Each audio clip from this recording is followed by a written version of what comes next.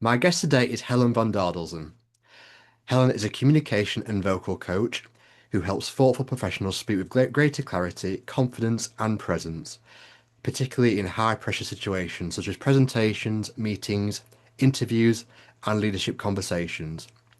Originally from New Zealand and now based in Switzerland, Helen brings together a unique background in vocal coaching, English language teaching, leadership development, and public speaking. She works with professionals from around the world, helping them communicate in a way that feels authentic, credible, and true to who they are. Helen, it's a pleasure to have you today. Thank you so much, Luke. I don't think I have anything to add. I think you've got it all in your Ah, intro. well, there was a little bit of pressure saying that one. Excuse me, a little bit of pressure with that one. With saying that to a vocal coach, but I've got a question about you telling me what you think about my my vocals because now I could improve. So, but we'll leave that till later in the recording. So, Brilliant. for people who welcome. Before we dive in, for those who haven't come across you before, could you tell us a little bit about yourself and how you came across to get into communication and vocal coaching Mm, with people? sure. Well, I have a background in recruitment. That's where I started my career.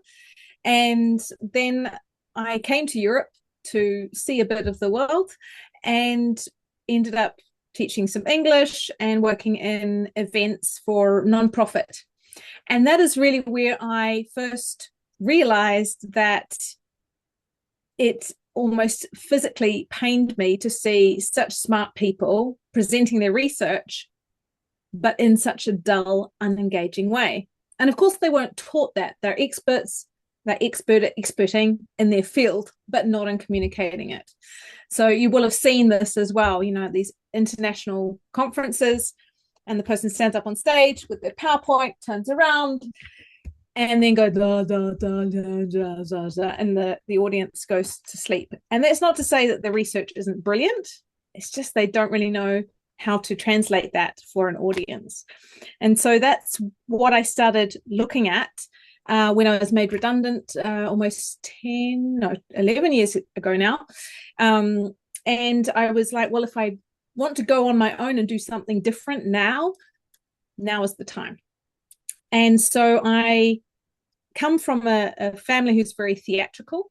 And I also joined Toastmasters about 11 years ago. And I realized that I was quite good at helping people improve how they were speaking. But the vocal coaching piece came a bit later when I realized that I could do and was in much better control of my voice than many other people. And so that's when I certified also in vocal coaching, which I think is a really interesting addition to general presentation and communications coaching. And it's a little bit unusual. And I really love talking about the voice, vocal production, and how we can really use this instrument to support our message. I think your why, what you just described there, about how you see smart people and it pains you to see them struggling Mm, with a skill like presentations. That's the that's why I do Wave Works Just Goodbye because it it pains me as well to see, smart people like you say, struggling with something when, they've got so much to offer. yeah. And going back to in education, it's not we do get when we were at school we do get thrown into presentations and you say, oh, team up with these people and present this to people, but you don't get taught how to do that, do you? You just get to say, No. right, you're doing a presentation, go off and Yeah. do the presentation, prepare for the presentation, come Yeah. back X date and time and do it. But Yeah. no one gets taught how to, like you say, present their Yep. voice, um, pauses, frequency, those little finer details that absolutely make the difference. Yeah, that's the performance piece that I talk Yeah, about. And even before university, you've got kids, I've got kids. They have to recite a poem or present something, a project, but they're never given those tools of how do you actually do that? Because we're all in our own heads and see the world in a certain way. And in fact, to be a good communicator, you need to step out of your own head and into the head of someone else, the shoes of someone else. And that's what makes a good communicator. But we're never taught that. And then even very young, we're expected to be able to do this naturally in a yeah. brilliant way. And most education systems around the world don't give us the tools. And I think that's such a pity. And I'm just lucky and grateful to my parents for encouraging me to do speech and drama when I was very young, and then also learning to sing, because that opened a whole other world to me, and skills that I've continued to develop into adulthood. You take me back down memory lane now with all this Mm. because when I was at university, I went to Sheffield Hallam University in the UK, and I remember my final year, I did a module called Internet Entrepreneurship, something like that, back in the days where Twitter, Mm-hmm. social media was barely out, and it was just Twitter and basic Facebook. But I Yeah. did that, and we had to come as a group, we had to come up with um, a business idea for an internet website, something like that. And Mm-hmm. I remember, I don't remember so much the preparation of it, but I do remember the actual presentation, and I was scared. I could feel Mm-hmm. the adrenaline of it and the nerves in me Mm-hmm. and the sweaty palms Mm-hmm. and that kind of thing. And I think a lot of listeners will be able to relate to that because it doesn't just stop at university. It goes into, corporate professions of having to do presentations and Yeah. just because you're in a job and not in education anymore doesn't mean the scary thoughts and the nerves go away. And again, like we just said before, it's not something we're taught and we're just kind of just expected to learn along the way in Yeah. life. And And I mean, there's the skills that you learn in terms of how to present, how to communicate well. But what you're also talking about is how to manage your nervous system, yeah. right? So all these feelings, the heart racing, the dry mouth, the mind that goes blank, the hands that are shaking, all of this is your nervous system going to fight or flight, which is normal and human and fine. But we're not taught how to regulate and how to calm the system so that we can still do the thing we need to do. And a lot of people, what I find is that they find those reactions in their body so strong, and they interpret them as signs to not do the thing. It feels Yeah. uncomfortable. Don't do it. Danger. You are going to die, which is basically what your body is trying to tell you. But it's not true. Yeah. And so this is where many people get stuck. They're like, oh no, these feelings are too strong for me. I'm not good at this, therefore I won't do it. And then, of course, as you say, they're forced to do it. We have to communicate. That's our way of interacting with the world, connecting with the world. And in the business world, you have to be able to present your ideas, give your opinions, ask the questions. And yet, if you're interpreting these signs as a negative, as a stop sign, and you've never been taught how actually to put a good presentation together, how to modulate your voice, what to do with your hands, that compounds things. And of course, in my world, I work with a lot of people who are speaking English as a second, third, or fourth language, which again adds another level of complication. Oh, I'm so glad you mentioned about other languages because that's one of my questions actually for later, but we'll get onto that. But I loved how you described that fear that everyone can relate to of a presentation's about to come, and that um, the scary thoughts and the dry mouth, like you say, Mm-hmm. and we are interpreting a, an innocent presentation as something like a bear chasing us. And like you Exactly. say, it's not true, but we see it that way, and when we're in that mindset and believing that illusion of life, we're not being the best version of ourselves that we can be, and we won't thrive at the presentation. Absolutely. We're not able to be present. We're not able to connect with the other people. It's just yeah, if we're not able to calm ourselves, which is really something we should have learned very, very young, but we never did, then we simply stop and or dread the thing so much and make it into such a big deal and then push on anyway and sort of blank out during the experience or hate every second of it, which is such a pity. So I just want to get on to communication under pressure to kick Yeah. things off, Helen. So what happens to people's communication skills? What happens to people's communication skills when pressure and overthinking takes over at work? Can you give me your perception on that, please? Yeah, so typically either under pressure, stressed, you go into, as we said, fight or flight. And so what happens is you start to speak too quickly. You start to, I'm one of yeah, those people. well, most of us are. You start to speak too quickly. You find it difficult to filter your thoughts to something that's coherent for the person in front of you.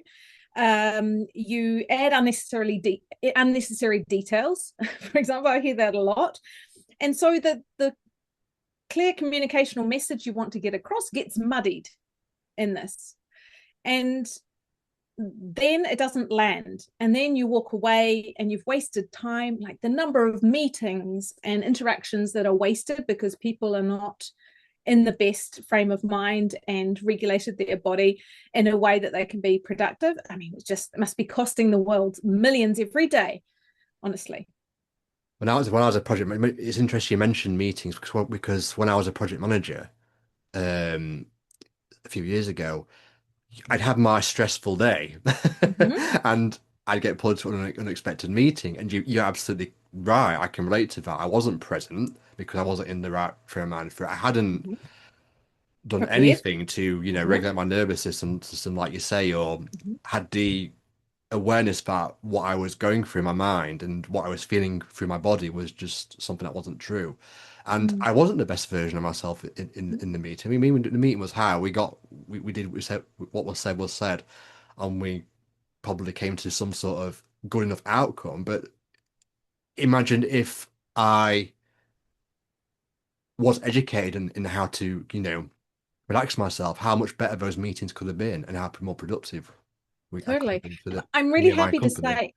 I'm Yeah. really happy to say that I have seen in the last few years more and more organizations and companies who are a little bit more human focused, and many of them start their meetings with some deep breathing, with some getting Wow. present. No, I know when That's I good. mean, 20 years ago, there's no way you would have seen this, but over the No. last 3 or 4 years, I've seen multiple companies do this. And whenever I do it in a training or even a facilitation, I always feel, oh no, people are going to hate this. They're going to kick me out of the room, or, there are going to be people who don't want to play the game. And yet, every single time, people find it so useful. And yeah, it's a bit awkward a little bit, but it's just a minute of breathing, and then they have proper constructive conversations. I guess that's the benefit of the day and age we're in now as well, because 10 years ago, you'd be at work and you'd be stressed, and then you'd be thrown into a meeting and it's all face to face. And someone listening to this might feel a little bit self-conscious about doing breathing exercises before they beat the torch outside the room doing it, and then people seeing seeing through the glass windows it, what's this person doing? But the benefit of doing a call like we're doing now, if you're joining a Teams meeting, you could do those breathing techniques before you jumped on. But I The would people say, wait for you. even in person, you can do it. Yeah. I can easily sit around a boardroom and just quietly breathe. I don't need to do anything elaborate. It's just a quiet breath and conscious breath feeling in my body. So you might feel the table. Your breathing should have a longer exhale than the inhale. There's nothing too complicated about it. It's just getting back in your body, firstly. And then I would say the next step would be thinking about who is in the room, so who the audience is, what they need, what they expect, and then try to just think of one thing that you're going to add value for them, and not what you're going to say, but what you're going to deliver to the people in the room. And do you think what you've just described there is something that would be, say, in 10, 20 years' time in the world of corporate world working and well any industry for that matter, but where there's meetings and pressure, those kinds of things. Do you think in a period of time, say 10 years, that those sorts of pre-meeting exercise such as breathing and calming down are going to be more widespread than say they are 10 years ago or even today? Well, I hope so, and I've got two hopes that I'm going to send out to the world today, Luke. The first is that we start teaching our children this earlier on. I think this is something that they should learn along with reading and writing around the age of 7 or 8, and it's just normal. So that's what I would think. And I'm not asking for a huge curriculum. It's very simple to teach it. And I know some schools have started doing sort of things, but I think it should be more widespread.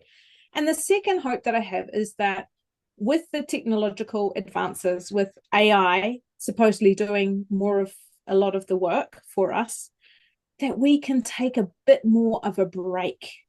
And We don't need to, I personally believe we do not need to be working 40 plus hours a week. Like with all of the technology that we have now, surely we can work smarter, not harder, and bring back those hours so that we have simply more time for connection, for the life, for the family, for the external pursuits that you want to do that make you human and make you actually better at doing your job. Oh, that's two things I completely agree with there. And a few weeks ago, I did a podcast episode about the advances of technology and how it's, how it can have an impact on people's performance at work. I know it Mm-hmm. has on, I know it has on mine. They're Mm-hmm. really distracting devices. So I completely agree with you about, getting that into education from an early age and, getting, in the minute kids' communication skills are lacking because of these Mm-hmm. devices, and the more we can get them out of the picture, and more of what you offer and anyone else who offers anything similar, more widespread, then that has to be good for anybody. And completely agree as well about the 40 hours a week thing too. Mm-hmm. I'm very hopeful too that soon we're going to have a 4 day work Yep. week at least, Yep. and as you say, that will give a lot more time for because connection's something us humans crave, isn't it? And I just think, Yes. only positive with less devices and more time to connect. That's just, the only positive things can come from that for Yeah, and we don't society. just we don't just crave it, we need it. Yeah. We're social beings, so we need that. So we need more space in our lives to live, not just work and be busy all the time. It just blows my mind that we've got into such a cycle of producing more and doing more, and it's very frustrating. So that's my wish for the next 10 years, the next decade. And why do so many professionals wait to feel confident before speaking up? Because I know from doing this podcast that what we have going on in our mind is, Mm-hmm. a lot of fabrication. So I know that you don't have to wait to be confident to do a presentation. You can have a load of jargon going on and still, if you have the right understanding of what is going on in your brain, deliver a good presentation. I mean, there must be people you, you probably train people who have eventually gone to do TED Talks, and I Mm-hmm. bet those sorts of people, you know, have felt confident 1 minute to deliver what they need to deliver on stage, and then the next minute it's going to be the worst presentation ever. And yet, despite thinking that, they've gone on to smash it out of the park anyway. Why do Yeah. people wait to feel a certain way before having the motivation to perform and do things well? So first of all, what even is confidence? Right? How can you wait for something to feel it? I mean, it's so abstract. It's a very difficult construct to define and grab onto. So for me, confidence is being able to trust yourself that you can deliver whatever it is you need to be delivering or do whatever it is you need to do. But how can you possibly know and trust yourself until you've given yourself evidence of the fact? And so this is why I describe the action competence confidence loop. So instead of waiting to feel confident, you have to actually act, do the thing, a little thing towards whatever you want to be so called confident in. And each time you do it, you learn and you build up your competence in whatever it is. So, speaking in front of a group, for example, and you prove to yourself that you can do it. And so you can trust yourself in that situation. And you need to ensure that you are celebrating along the way and learning and doing reiterations and improving, of course. But if you start with the action to build the competence, then eventually, and sometimes by without you even knowing, you suddenly feel more confident about that. But then the loop keeps going because I don't know anyone who's like confident in life, full stop, right? There's always challenges, different situations, different content. The way you feel on the day can change everything.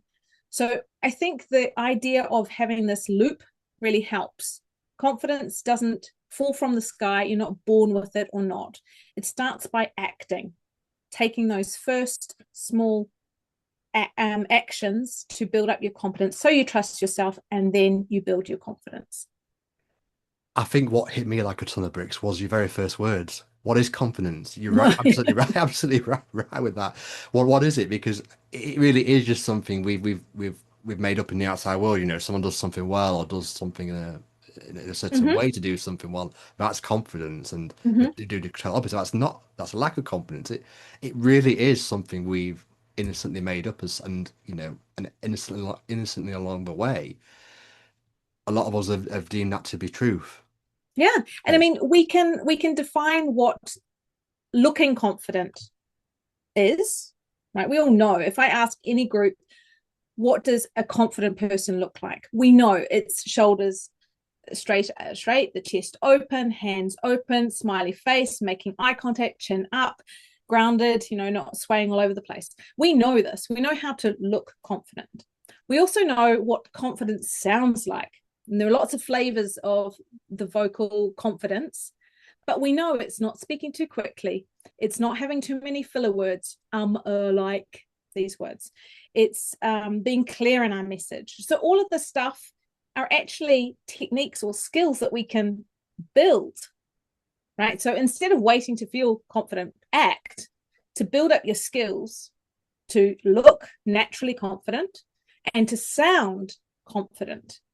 And then you'll feel more confident. And the feedback you'll get is people go, oh, you look confident. And even if you don't feel it internally, you're sending out those signals, which are going to feed that loop of trust in yourself. I love that little bit you mentioned before about doing a little bit to Mm-hmm. build confidence, and I can completely get that with doing this podcast. If you listen to my Mm-hmm. podcast like nearly a year ago, if Mm-hmm. anyone's listening, and listen to the first 10 episodes, you will see the difference from those episodes to now. And you're absolutely right. It's doing a little bit here and there and just keeping Yeah. going. And before you know it, the confidence builds, and then things compound. And before you know it, I'm interviewing a vocals vocals coach. So yeah, Yeah. absolutely right. It's doing a little bit. And I was scared when I did my first podcast episode. I Of was course. frightened, but now it's like a it's like I speak French. It's like a language to me now. And Mm. Yeah, and and you probably get the adrenaline each time, right? yeah, Will the tech work? Right? Will I find the questions? Will the person I'm interviewing yeah. have some good ideas to share? Of course, it's a kind of an exciting moment. So you're going to have this adrenaline. But yes, indeed, you like any skill, you have to work on it, and communication is exactly the same. Yeah, yeah, you have to put the hours in. Yeah. Absolutely, absolutely. Let's talk about high pressure situations next. So, what small shift can help someone come back into the room and be more present and communicate more clearly in high pressure moments? I mean, you might have described it already, actually, what you've just kind of gone through. But is there anything else that we've not covered which might help Yeah. answer that question? Yeah, I think other than being present, putting the focus on the audience, there's another technique that helps me a lot, and I found this help my clients as well, is to have a framework or multiple frameworks to grab onto to make us feel safe, right? And my favorite one, my go-to is PREP. So that just stands for point, reason, example, point. And so having a framework like that ready for you, make sure that you are more concise and succinct in your communication, and that you know where you are instead of going off on all the tangents, right, and trying to find your way. And for the audience is so much better as well, because you're packaging things in a nice, clear, beautiful package for them to receive. So I don't know if you've ever heard of this PREP. No, but I was going to say that I like it. Yeah. I think I'm a very big fan of prep, as you know. With I was having to organise this recording and discussing how it's going to work together, and we had that call Uh-huh. and doing these questions and in advance. I'm a very big fan of the word Preparation. prep. I don't know if it means Yeah. the same thing as Yeah. what I'm preparation, but I mean Yeah. it's an abbreviation. But I do, as I said, I'd never heard of it in that sense before, but I do like it. Yeah, it helps a lot. I mean, there's another one that's really easy. So it's hardly even called a framework, but it's like naming the number of points that you want to cover. So as you're answering in a high stakes moment and it's your turn to give your opinion, or you have to answer a question or whatever it is, you can think of your 2 points. You say, I have 2 thoughts about that. And you even put your fingers up to make sure that you and the audience remembers where you are. And then you can say the first one. And if in the end you forget the second one, doesn't matter. You can see, at least you've got one. And it just feels a little bit more packaged and prepared, which again makes people think that you're more confident than you are potentially. And the answer is more succinct and clear. And so if you've got your fingers up and you're holding onto one finger, you're going to stick to that point. Oh, yeah, okay. So my point was X, if you get lost, and then you can go into your second point. I So like that. that helps I as like well. how you're getting the hands and the fingers involved. Mm-hmm. Because, like you say, if you forgot one, you got your hands to show like you know what you're talking about. Yeah, Like you say, yeah, as long as you have your hands out and remember one, it's all good. yeah. But even if the end you say, oh, well, I've forgotten what the second one is, but and then you can repeat the first one again. It's fine. I want to talk about the role of the voice. Mm. Everyone talks to each other all day.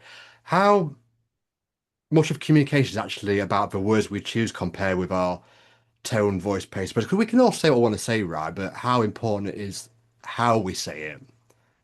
So the way that I like to see it is the words that we use are the core, are the present we're giving, right? So it's a nice package for the audience. And that's okay. But then if we can wrap it like a present, we'd wrap it with a nice bow. That is what I call performance. It's the body language and the voice.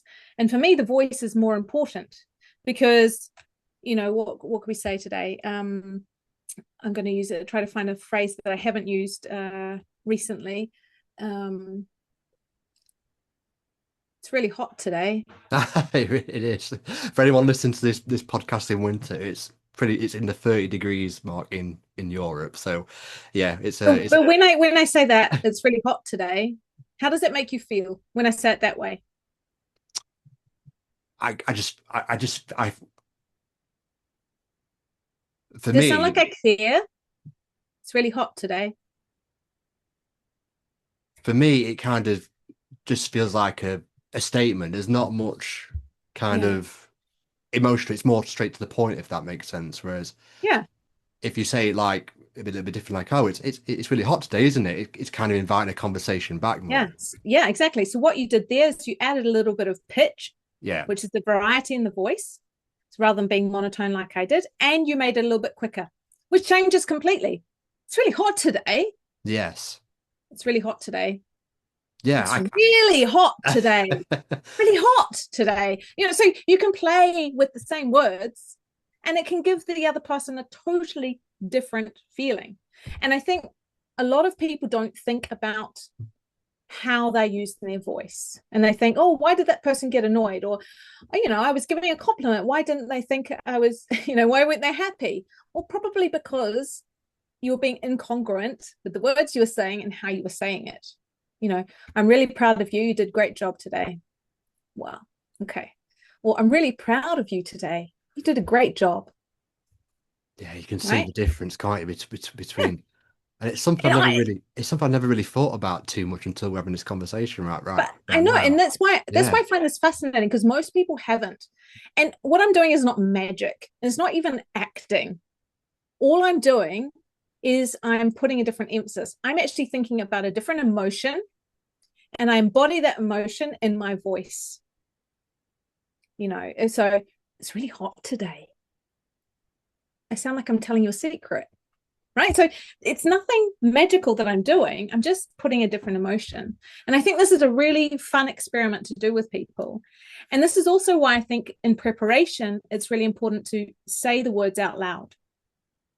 Because if you don't, they might land in a way that you didn't expect. So if you've got a high stakes presentation, for example, or conversation or question you want to ask, practice saying it out loud, even recording it because we don't hear ourselves the same, and listen back and say, is that the intention? Is that the emotion I was trying to get through? Or what would happen if I speed up or slow down or emphasize a different word? Oh, that's really interesting because when I do my solo podcast episodes, sometimes I do them if I've got a busy day, I'll do them at 5:30 in the morning, so I don't want to be disturbed from Wow. family. And yeah, or I do them last thing at night, say 10 o'clock. Not all the time, but sometimes. And I notice when I'm feeling not 100% that I probably do innocently talk a little bit like that. And it has come to my mind while I've been speaking, to thinking, oh, come on, Luke, show a bit more enthusiasm Hmm. in your voice. And I've kind of thankfully noticed it and kind of changed my pitch a little bit. I'm not, but I've kind of done that without fully realizing it, if that makes Mm. sense. I've been like, Yeah. oh yeah, I've been slightly aware and changed direction a little bit. Whereas Yeah. from now on, when I do even after this conversation with you, I'll probably be more aware and think, well, I need to kind of get my tone right, the pauses right, because that can make the world of difference talking to people. Absolutely. And if you've got a script or even your talking points, sort of an outline, you can just put the emotion that you want. So maybe you want people to feel excited when you first open the podcast. So just write excited there. So, hi everyone, today, blah, blah, blah, blah, blah. And you're going to have a faster pitch and more energy in your voice. And then when you want to be a little bit more reflective, just write reflective or warm or caring or whatever the word is for you. And then you'll naturally slow down, have more air in your voice, have this sort of yoga voice, take a deep breath voice, right? And so it's not difficult to do. It's just having that intention. And if you can add that into your preparation that you Yeah, like doing, yeah. that can make a huge difference. And I would just say that if you are doing early morning things, I would really encourage you to quietly warm up your voice before you start speaking. Wow, interesting. Yeah, because I mean, if I know that myself, when I wake up in the morning, my voice is not at its best. And there's nothing, again, elaborate you need to do. Some breathing is great, some warming up your lips, some raspberries, if you can do that. And then a little bit of vocal variety going up and down. So sometimes I get people to combine that, something like that, in the shower, or it doesn't make that much noise. You won't wake up anyone. That's a great one. And the other tip that I have for you before doing something early morning is to take something to read. It doesn't matter what, and read it out loud, but exaggerate all of the pronunciation and really get your articulation going. Because then when you aren't thinking about it, when you aren't reading, when you're speaking on your podcast, you will naturally engage those muscles more. Yeah, that's really, really interesting. I'm sure a lot more people are going to find it interesting as well that need to speak for their jobs. Because I have, as I say, done these recordings early in the morning, and I found myself getting a little bit of dry throat. Apologies, saying, "No, I'm Mm-hmm. sorry, it's hard. It's quite early in the morning this morning. Mm-hmm. I do apologize to clear my throat, that kind of thing, kind of thing." Mm-hmm. And I'll be taking on board your suggestions now, because if I do a little bit of prep work, some Mm-hmm. vocal exercises, Mm-hmm. maybe I'll be less, less rusty Yeah, I think so. And when you're talking. probably dehydrated in the morning as well. Yeah. So making sure that you're drinking plenty of water, that should also help the throat. Clearing your voice is actually very damaging for your vocal cords. So you should instead try to swallow or just take a Oh, that's glass of water. interesting. Because Yep. we all have an instinct, don't we, just to Mm-hmm. clear it. I Mm-hmm. was watching a Jordan Peterson podcast the other day, and I don't know why I noticed it. It's quite fitting. I didn't notice it this week. We had this conversation with you, but Mm. I noticed he went like that and carried on talking. And I don't know why I noticed it, because that's the kind of thing where you don't really notice and he carries on. You just Uh-huh. listen to what he's saying. But I noticed it that time that he cleared it. So interesting. So theoretically, he should have swallowed at that point rather than Yeah, than I mean, sometimes you can't help it, right? There's a gag reaction. You have to yeah. clear it. But if you can just swallow and chew a little bit the inside of your mouth to create a bit more saliva, that can also help. But yeah, it can be really damaging for people, and you can get into the habit of clearing your throat quite a lot. I'm type, especially this time of year. It's really hot and sweaty, and Mm. you got it's dusty, or you Hmm. have a common cold in the winter times, like that kind Hmm. of thing, and or flu and cold, and you just want to want to clear your throat. But yeah, I'll try my best to become more constant and swallow Yeah. rather than go all the time. Well, unfortunately, once you start looking at these things, becoming aware of them, you can't turn it off. Yeah, So one of the things, you're gonna once you notice. know it, you can't go back. I can imagine Yeah, it is actually. exactly. Um, we've covered communication and habits already, so I'll gloss over that one. So I mentioned earlier in the podcast that I was so glad that you mentioned international Yes. internationals because I wanted to ask you, what advice would you give someone who gets self-conscious about their accent being and they think it might be detrimental to the job they're trying to do or wanting to do, because as the way I see it, if they're capable, right, and that shouldn't be something that kind of should deter them or make them feel that they're less than anybody else. What's your take on accents, and how do you overcome barriers, not just physically but psychologically as well? Yeah. So, firstly, welcome to the club. With my been living in Europe with my New Zealand accent, most people can't pick where I'm from. Often it's Australian, but even I could get American and British, and I get everything. So we've all got an accent. That's what I would say first, right? We don't. Maybe some of us were taught to aspire to speaking with the received pronunciation, but most of us don't have such an accent. So one thing is it's normal to have an accent, and it tells a story of where you're from, right? I think is really interesting. A lot of people come to me as I'm in the French speaking part of Switzerland saying, oh, sorry, I've got a terrible, strong French accent. And firstly, we shouldn't apologize for things like that. That's They're the point already doing a that's the huge point I was job. trying to make Yeah. on the asking the question. I didn't want someone to have to feel they have to apologize for anything No, like that. it's part of who you are. And Yeah. it means that you are speaking another language, which is already pretty admirable. Especially many of us Anglophones, we only speak one language, right? Um, and what I try to, in terms of the mindset, how to change things, how you look at it, I always say, as long as the communication is not broken, there's no problem. So sometimes an accent takes some time for us to tune into and hear. And I make people aware of that. So when you start, even if you don't think you've got a strange accent, when you introduce yourself, when you start whatever you're talking about, give people a little bit more time by slowing down so that we can adjust our ear.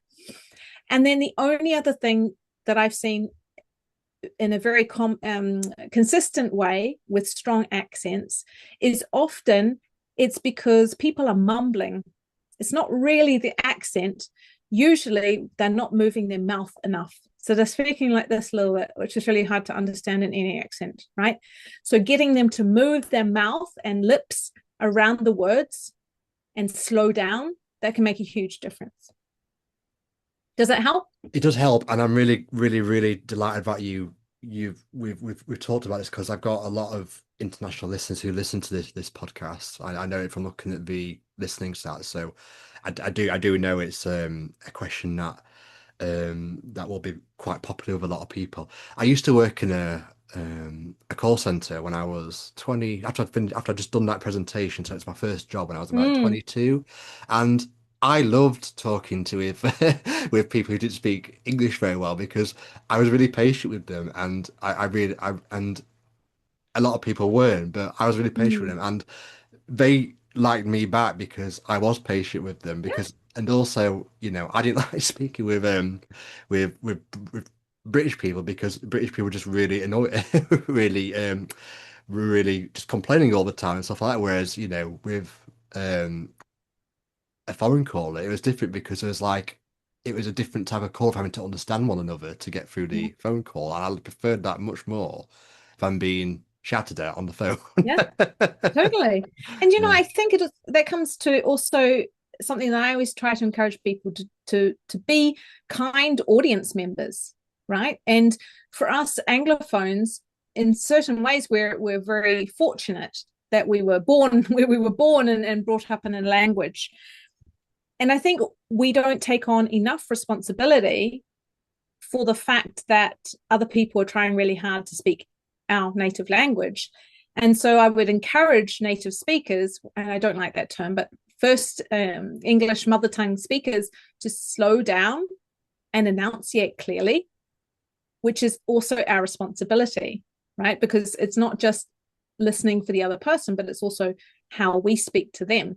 And I love your story about the call center because you were connecting them on a human level, and they felt that, and they felt seen and heard.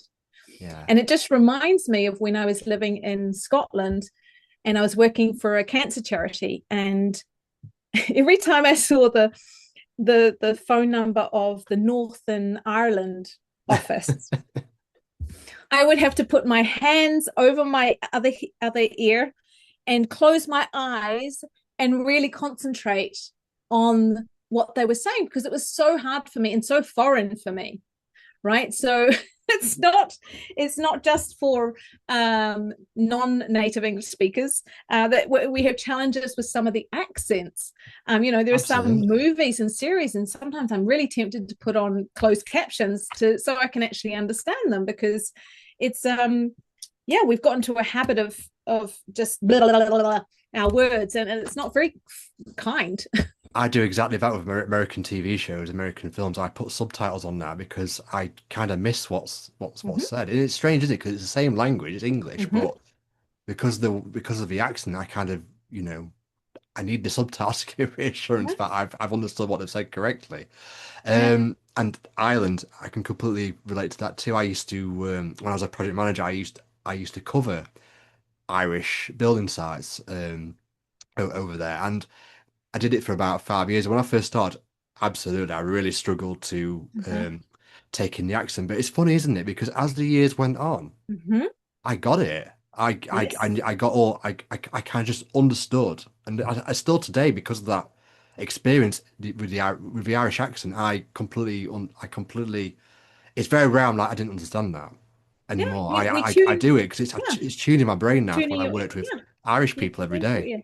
Exactly. You've tuned your ear. It's the Yeah. same as when I was in Scotland and fresh off the boat from New Zealand, and I said, the pounds and pennies, and I'd say pennies, and they'd say, was it what? Penny. And my friend was called Penny as well. And now I have to say penny. But for example, in New Zealand, we don't even differentiate the words um, hair and here.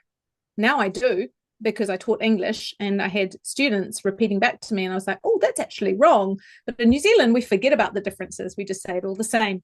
So, it's a fascinating world but this is what I love about living in an international mixed cultural place because it blows your mind how different we are, and you can learn so much about yourself and your own biases and your own upbringing and understanding of the world. Every day is a learning day. Yeah, absolutely. It absolutely is. So, as I said to you before, I get a lot of international listeners.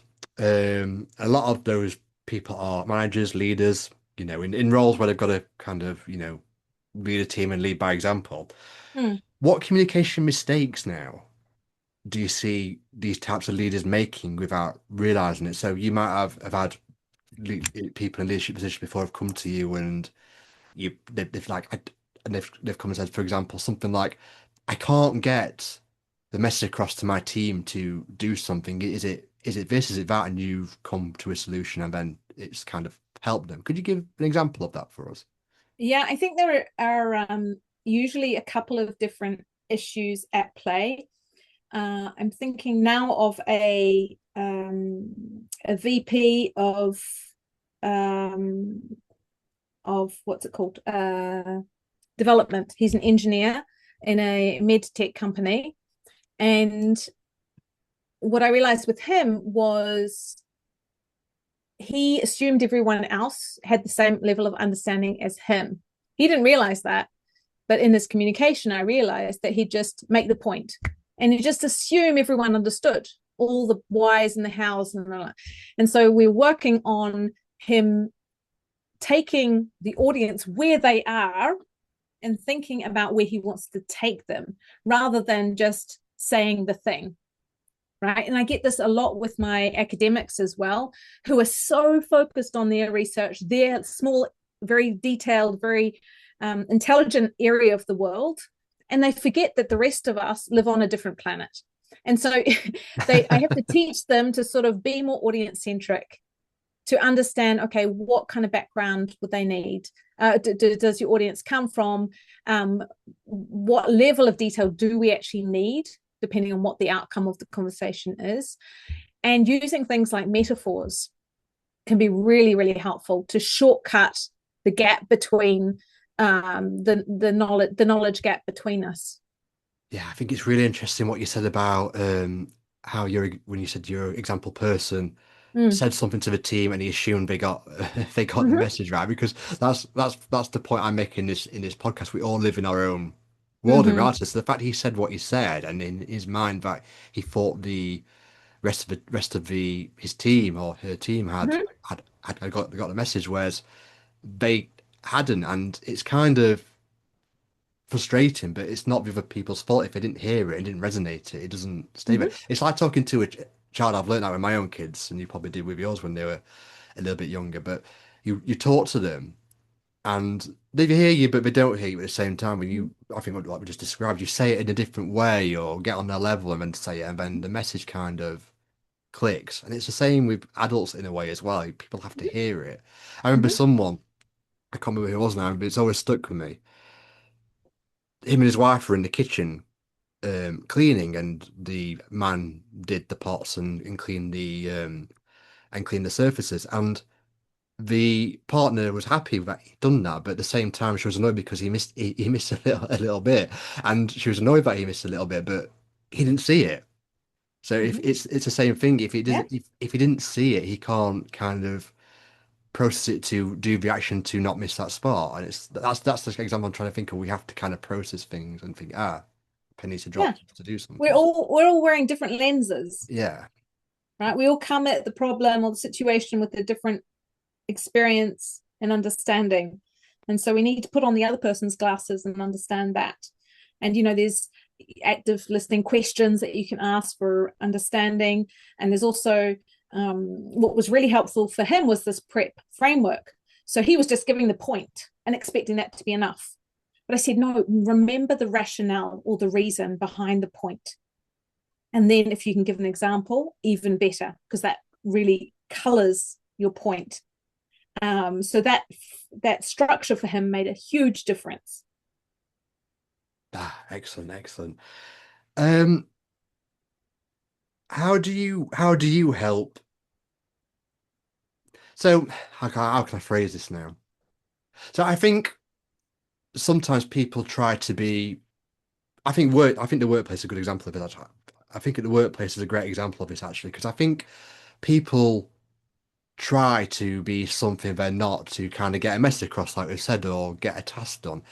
And that's why I do the podcast. Because I don't think people necessarily have to do that. So how do you help people become better communicators and lead teams without them feeling like they have to pretend to be someone else they're not?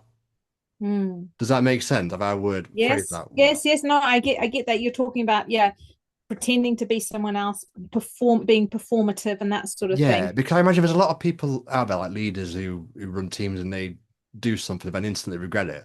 And if that's Mm-hmm. not me, I'm not that person. Mm-hmm. So I think that's what I'm trying to get. How do they thrive and do well without that moment happening to them?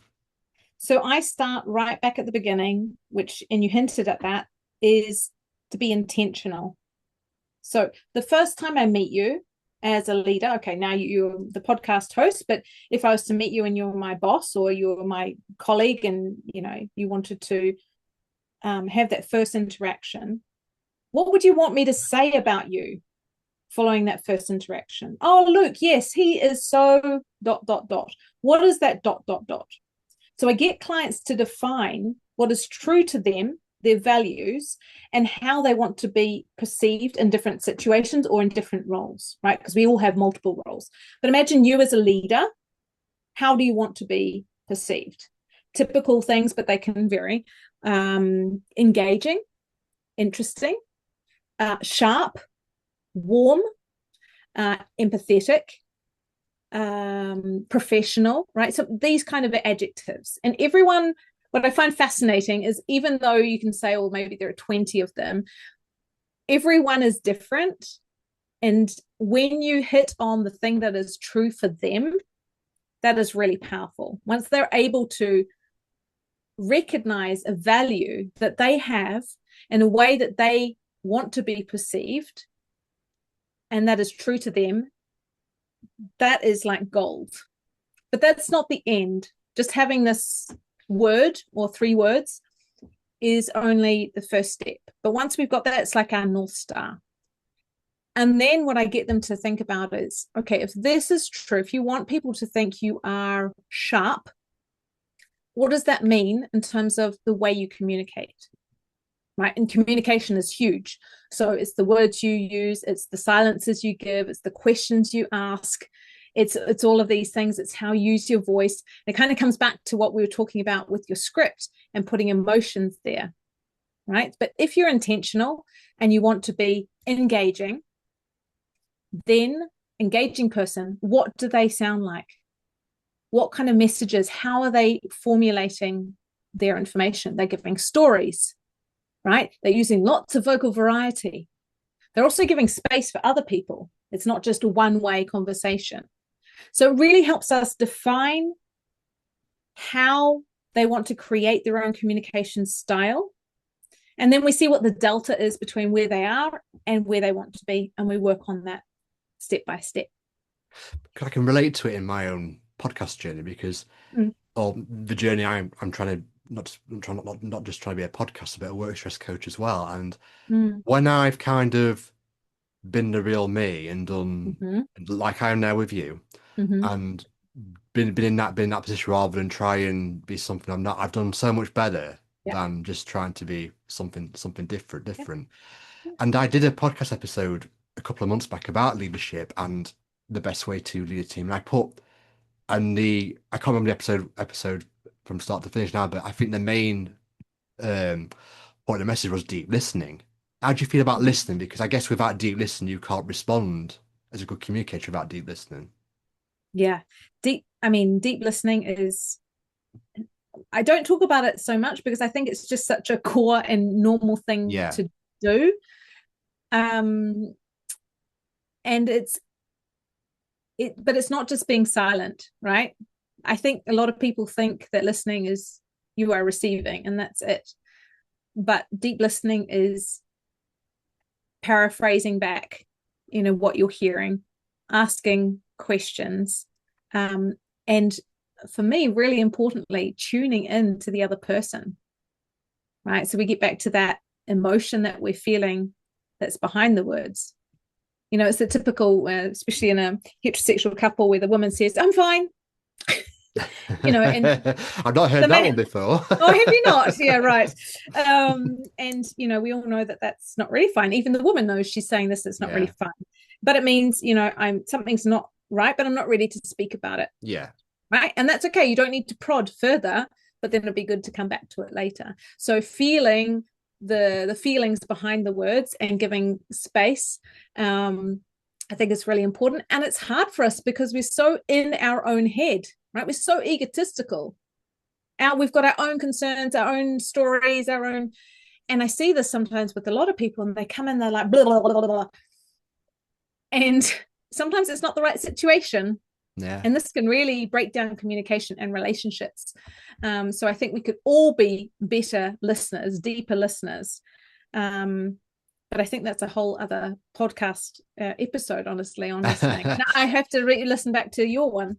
Well, I think your metaphor and example about the married couple's a perfect one Mm, to use because I've been there, like I say, all jokes aside, and you do get, oh, I'm fine. And if I didn't really listen beyond the words of that, the emotion of that, I'd go, oh, okay then, and yeah. carried on my business. Mm-hmm. But when I really hear oh, I'm fine, and I think, oh, are you?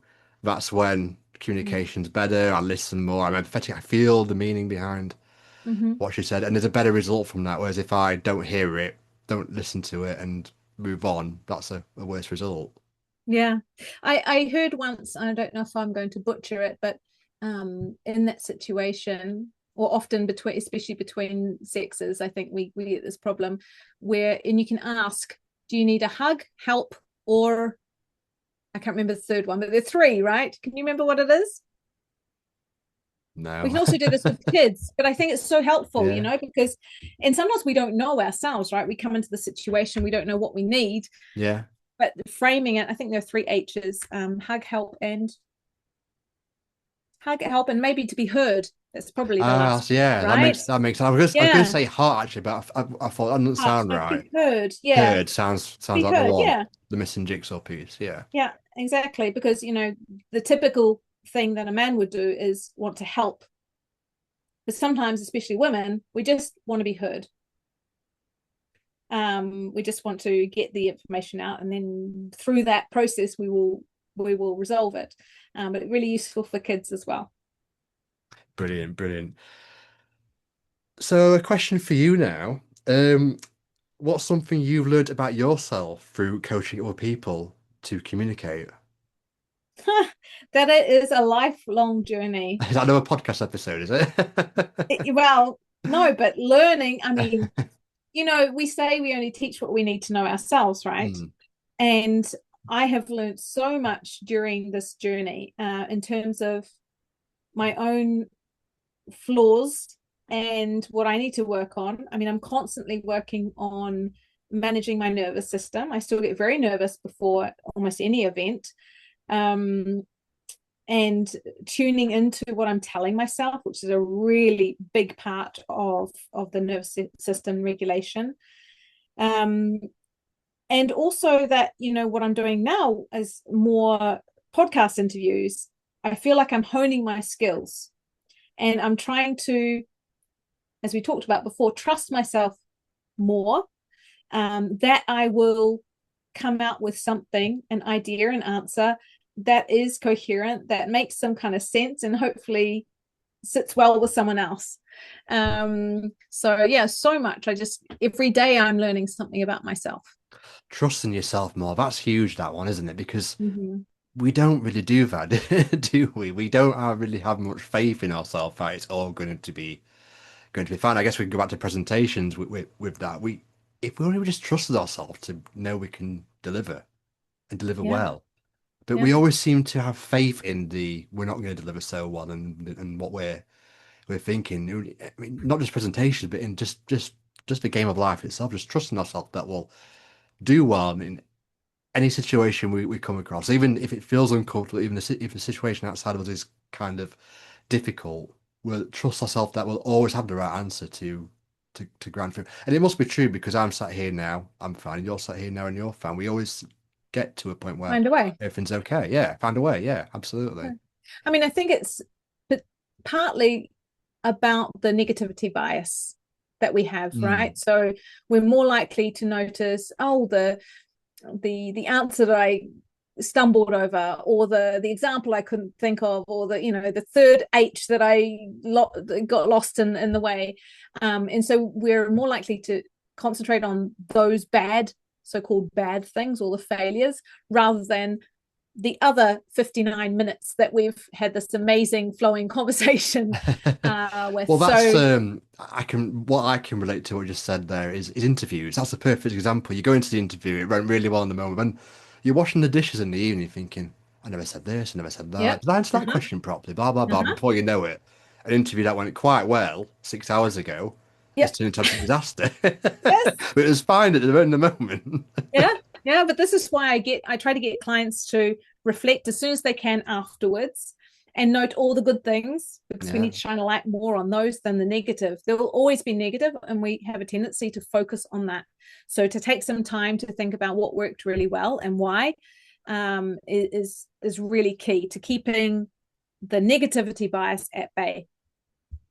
Brilliant. And we've just got a couple of questions to close on now. So just for fun, you listened to me for the last 50 minutes or so.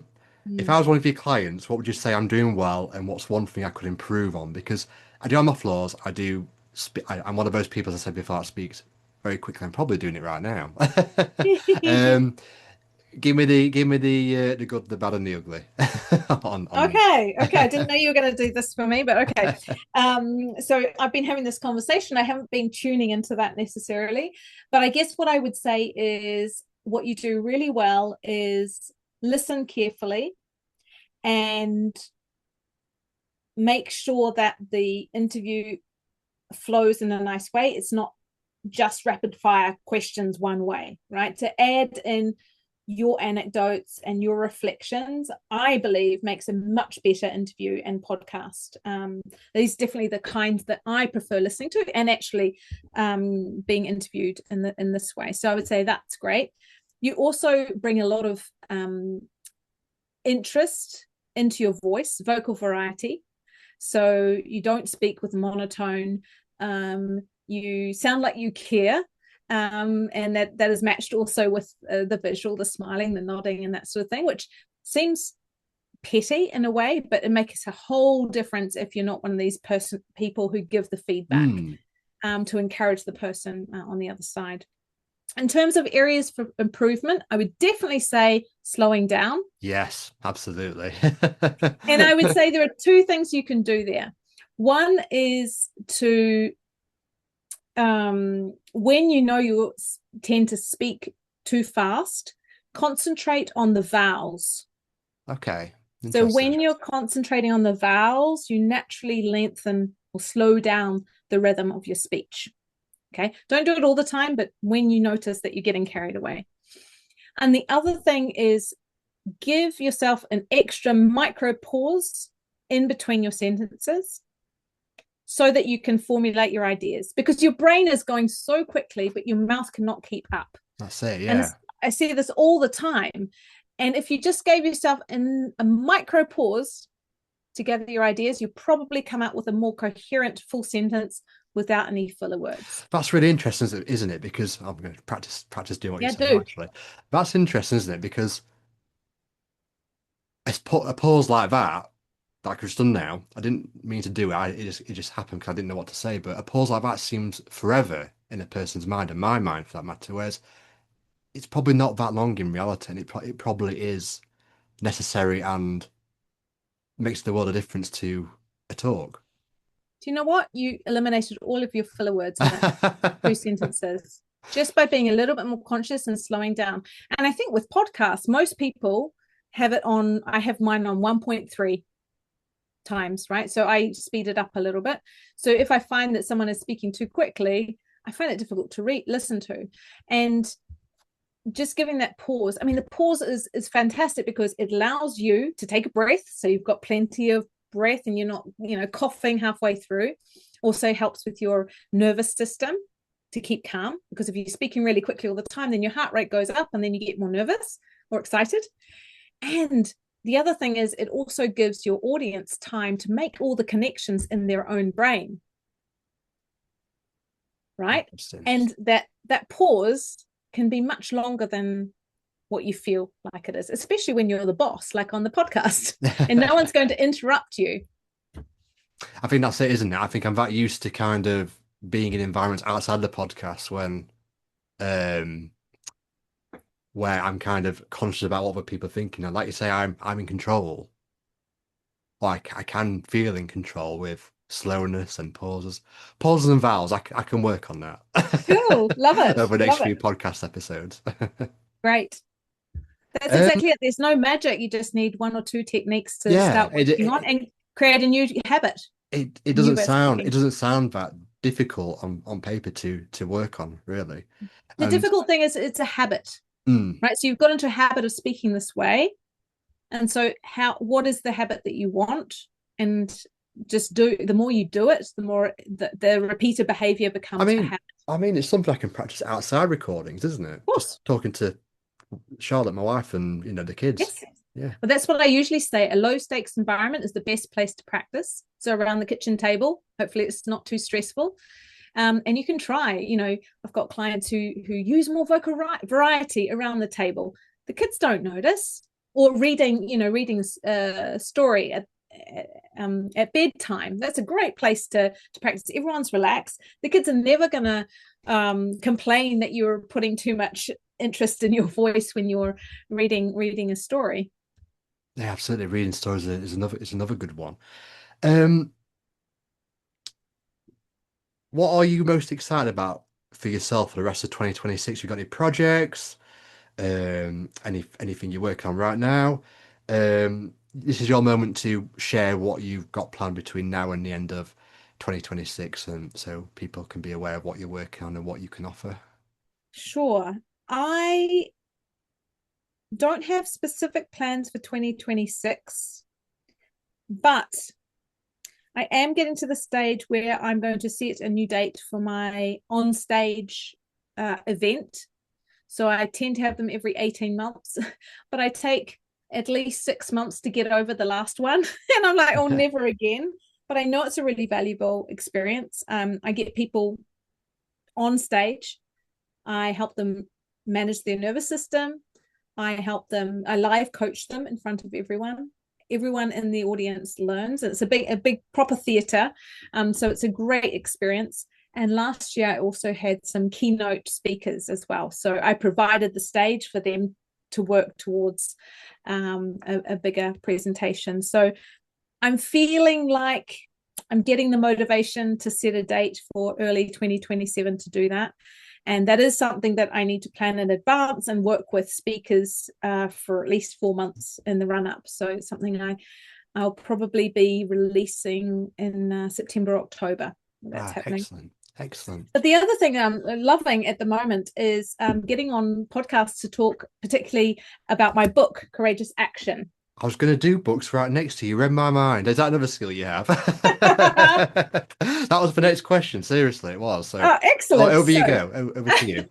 So my book came out last year. It's called Courageous Action, and it's really all the techniques that I have developed over the years and have researched that will help you speak more confidently. Right? That elusive confidence. It's very practical. There's lots of opportunities to reflect and try. And it's called Courageous Action because, as we said at the beginning, you have to act. There's no point waiting to feel confident. And it's courageous because it won't feel very comfortable at the moment, right? You're stretching your comfort zone. And so, yeah, I'm loving talking about this and the material that I have there. And getting on podcasts and meeting incredible people like yourself, Luke, and Oh, having really thank you. interesting conversations. And isn't your book title interesting as well? Because courageous action, isn't it funny how the more painful something is, whether that's physical, it's like going to the gym, isn't it? Whether Mm-hmm. something's the more painful something is and uncomfortable, the more we grow as people. Mm-hmm. And it's funny enough, it's something we all try and avoid because the comfort's more It's nicer. it's so strange, it's that comfort zone, the comfort zone where we feel comfortable and safe, and then there's the growth zone is outside of that, and so in fact we need to feel uncomfortable to grow, which Yeah, is a funny design if you think about it. really, Uh, really is. Yeah. it really is. But that's why I tell people don't interpret those nervous signals in your body, those body and mind reactions to something new as a sign to stop. In fact, that is a sign that you're ready, that you're growing, that you can do it, and that you will learn from the experience. Perfect, perfect. Well, that concludes the recording. I'm going to put all your details in the podcast notes. But how else can people get hold of you? Can they email you? Are you on Mm-hmm. Instagram, LinkedIn, those kinds of things? And if you are, I'll put the links in the podcast description of the episode so people can get to you that Yeah, way as well. great. So I'm mostly active on LinkedIn, and luckily my name is complicated enough that you won't find many of us. It's just me, actually, Helen von Dadelszen on LinkedIn. And I do have Instagram, but I don't have a strategy around it. So um, I think I would disappoint people if they followed me there. But maybe that's another goal for 2026 or 2027. Otherwise, I've got a YouTube channel, and yeah, otherwise you can go to my website, presentpotential.ch, or my book website, courageousaction.ch. And you can also find the book on Amazon in paperback or ebook, Kindle, in French and English.